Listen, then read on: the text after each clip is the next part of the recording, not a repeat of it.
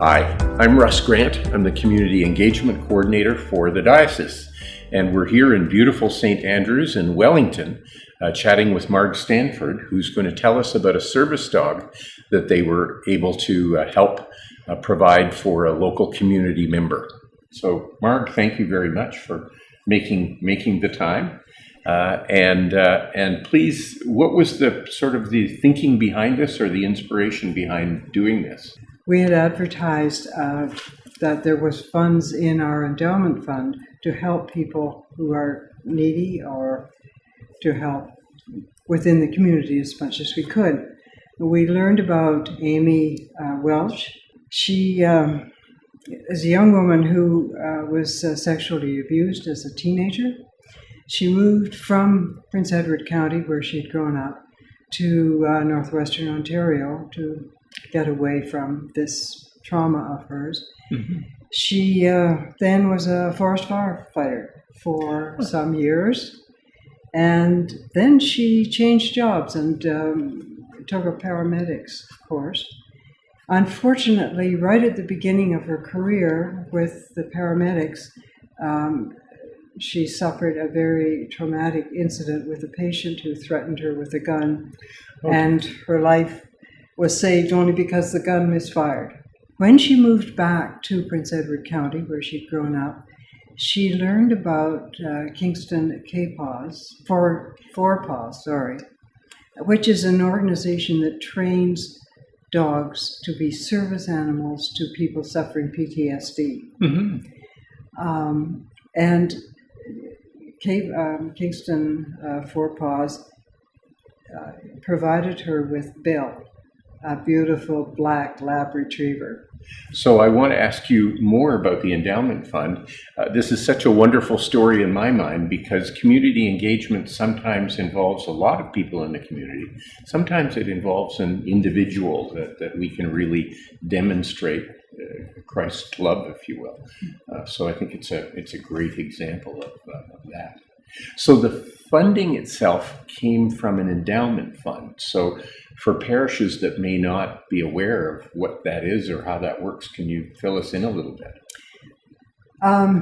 St. Andrew, or the Parish of Kenty, St. Andrew Endowment Fund started way back in 2007, when we received a very large, completely unexpected bequest for just under $75,000. And we use the income of that endowment fund to further the charitable purposes and the programs of this parish. Okay.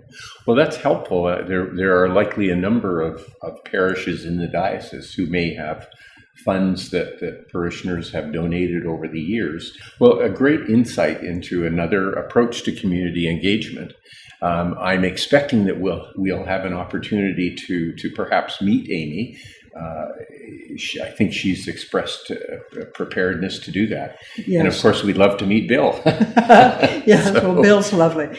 So, Marg, a big thank you from me for providing these insights that I think may be very helpful to other parishes in the diocese, and both as a way of thinking about what community engagement looks like, and also what you've been able to do here with the endowment fund. So thank you for your time, and thank you for those perspectives.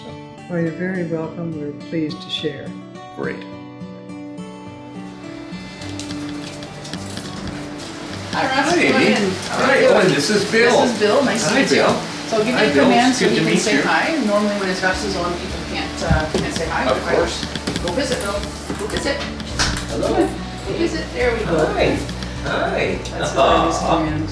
Yeah. Oh, yes. Very handsome. Thank you. Yeah. Thank you, Russ, for coming. I really Well, appreciate it. I really appreciate you taking the time to meet with us and share this experience. Oh, it's So been thank you for that. life-changing. I appreciate the donation of the church. So, yeah. Wonderful. Okay, well, let's go and chat. Sounds good.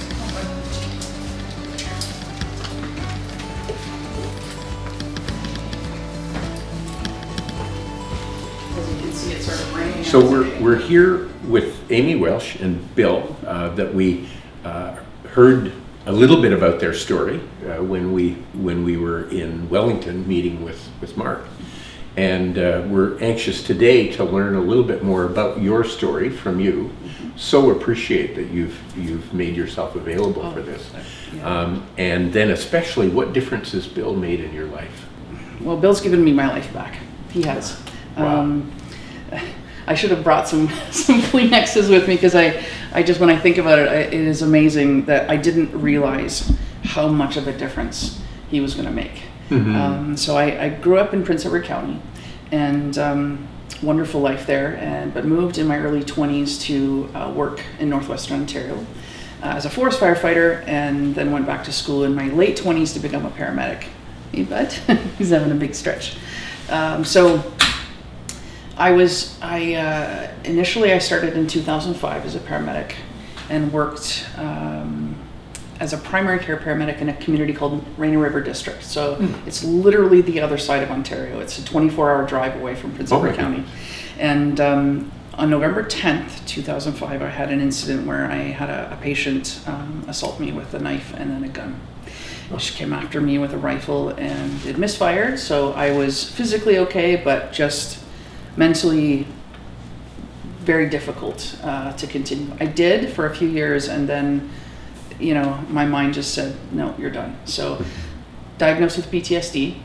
WSIB supported me through the years of trying to get me back to work, and I just wasn't able to get to that point where I was able to work in a 9-to-5 job or earn any kind of meaningful amount of money. So, but I really needed some kind of support again, and I knew a service dog was something that could provide that for me. And I found Kingston and Paws and put in an application, and they warn you right off the bat that it's a 2-year process to wait for a dog. But getting Bill, I got him in October 13th of last year, and we bonded so quickly.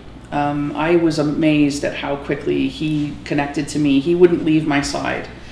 They give the opportunity to try different dogs, and a few of them were okay, but as soon as I met Bill, he was That was it.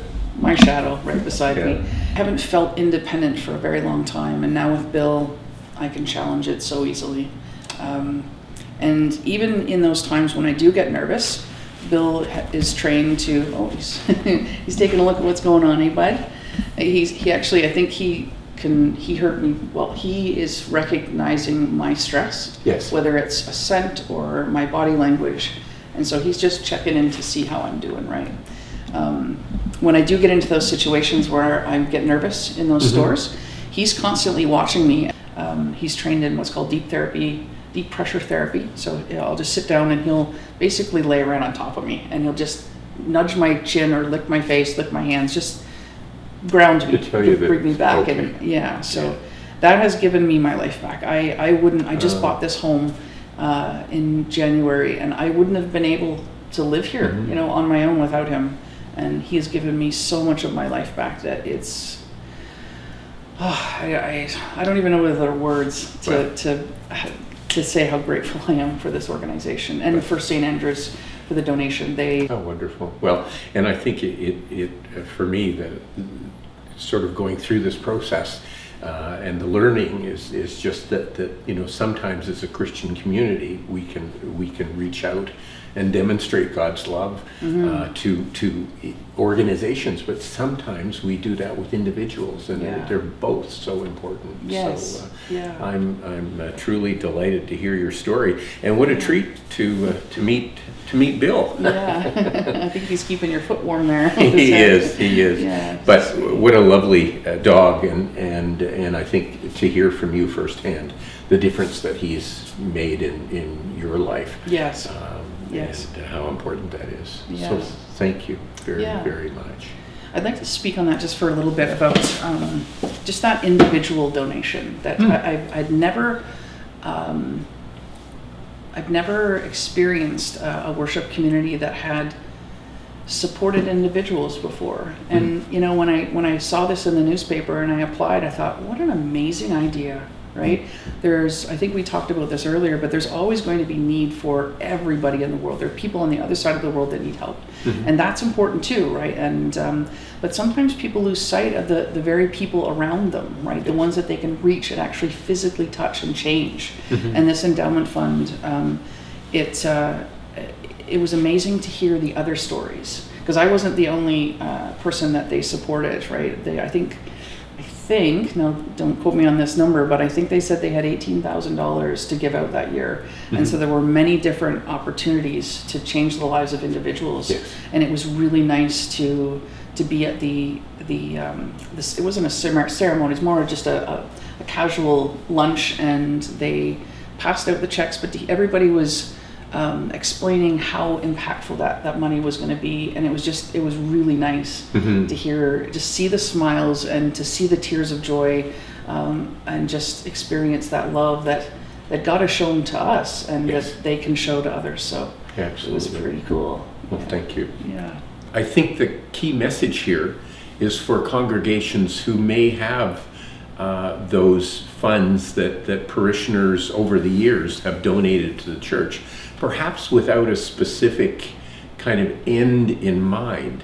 And as we learned from the church in Wellington, they've taken those various donations and put them together in the form of an endowment fund, which now provides a meaningful amount of money in interest annually. And they're thinking about how can we use that money to benefit individuals and organizations in our community. So I think it certainly points the compass for other churches who may have similar resources.